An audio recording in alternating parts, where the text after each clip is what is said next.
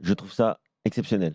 Je trouve ça exceptionnel parce que déjà, c'est rare de voir un entraîneur du Paris Saint-Germain pas critiquer, mais aussi prétentieux, c'est rare, oui. Non, mais pas, le coach ne sera pas d'accord avec moi alors. Mais moi, je trouve ça bien. Moi, je trouve ça bien parce que je suis d'accord avec lui. C'est-à-dire que bien sûr, Kylian Mbappé, il met 3 buts, dont le premier qui est extraordinaire, même le deuxième avec cet appel contre appel.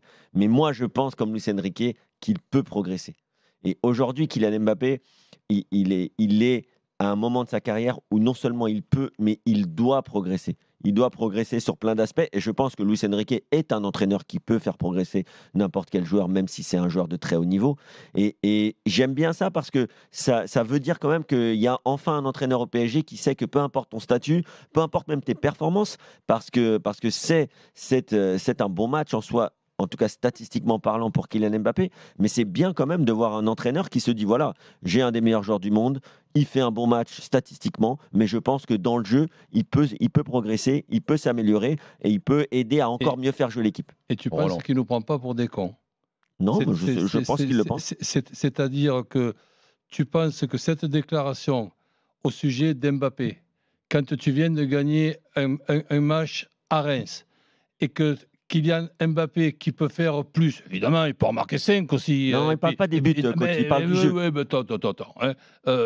Si on essaie un petit peu de réfléchir, ben moi, j'ai ma vision. C'est peut-être pas la bonne, c'est une de mes phrases préférées, mais c'est la mienne. Je pense qu'il nous prend pour des cons. Mais pourquoi? Et qu'il nous déroute sur justement un match où il va lui être reproché logiquement cette composition d'équipe encore en 4-2-4. Et quand tu es entraîneur de Paris Saint-Germain, avec l'effectif que tu as et que ton meilleur joueur, c'est un Donnarumma qui te fait 6 miracles, évidemment, tu déroutes tout le monde en parlant d'Mbappé qui, malgré son grand trick, doit pouvoir me faire merci, au revoir, je rentre chez moi, je vais prendre la douche. Là, sincèrement, excuse-moi, c'est peut-être mon expérience, c'est peut-être ma façon de voir les choses. Je ne tomberai pas dans ce panneau-là. Désolé, les amis. Ahmed est là au 32-16, supporter parisien. Salut Ahmed, bienvenue sur RMC dans l'After. Salut, bien, merci de la parole. Avec grand plaisir, merci de nous appeler. Ahmed, qu'est-ce que tu as pensé, toi, de la sortie de Luis Enrique, méritée ou pas pour Mbappé? C'est 50-50, je suis d'accord avec vous deux, avec le coach aussi.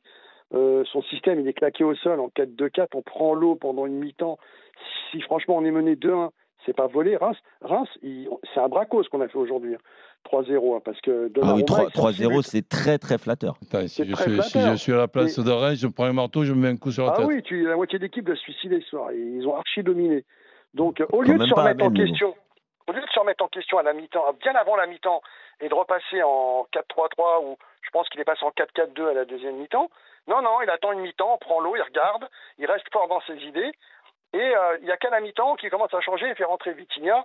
Enfin, et là, tout de suite, on reprend l'équilibre. On voit que cette équipe, elle est au-dessus de Reims. Et en deuxième mi-temps, on en met 2. Mais, monsieur, il faut 45 minutes pour décider. Là où Galtier, Laurent Blanc, ils auraient décidé en 10 minutes.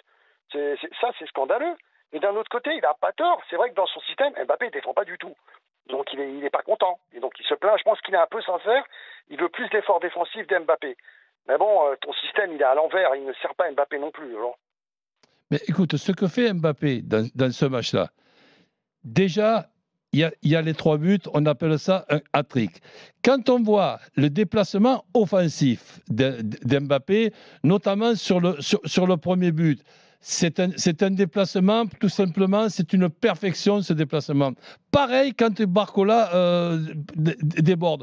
Après, que tu puisses tranquillement discuter avec Mbappé en tête-à-tête demain dans ton bureau. Mais après le match, quand tu es Luis Enrique et qu'on te pose une question, la réponse que tu donnes, c'est le problème, c'est Mbappé. Mais non, le problème, c'est toi, mon chéri Enrique. C'est toi. Non, mais il n'a pas dit le problème, c'est Mbappé.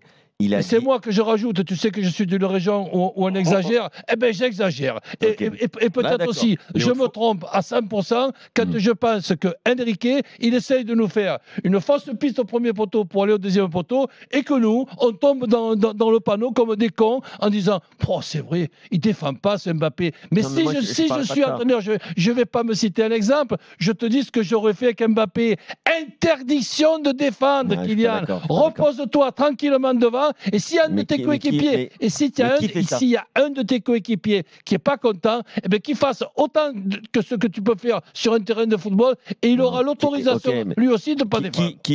Quel joueur a gagné la Ligue des Champions sur les 10 dernières années et ne défendait pas dans son équipe?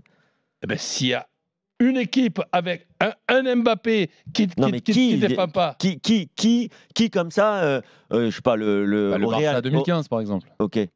Le Barça 2015, tu crois que Messi ne défend pas? Je t'invite à regarder les matchs. Oui, certes, c'est pas un arrière-droit, mais c'est un mec qui ferme les espaces. C'est un mec qui fait un minimum. On va pas se disputer sur la façon de défendre. La Coupe d'Europe.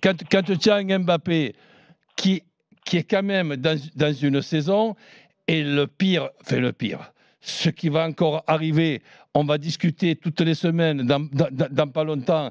Est-ce qu'il va rester? Est-ce qu'il va pas rester? Est-ce qu'il va faire le championnat d'Europe avec le maillot du Paris Saint-Germain? Disons que la situation d'être au Paris Saint-Germain.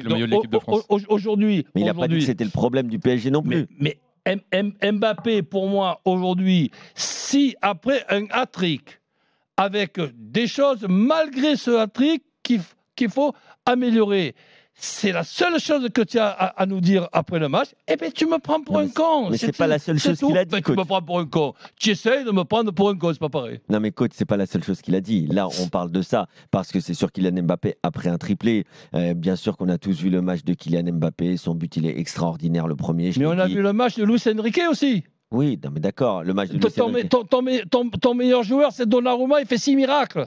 Oui, non mais d'accord, mais ça, c'est aussi dû à l'adversaire. Et tu nous parles d'Mbappé parce que tu as peur qu'on te pose la question. Parce qu'on lui a posé la question. Est-ce que vous êtes satisfait de votre choix et qui c'est le meilleur entre Ramos et Colomboigny? Coach, t'es trop énervé. Mais non, mais évidemment, ça m'énerve. Tu me prends pour un con, ça m'énerve. Ahmed. Pas moi. Ben évidemment, pas toi.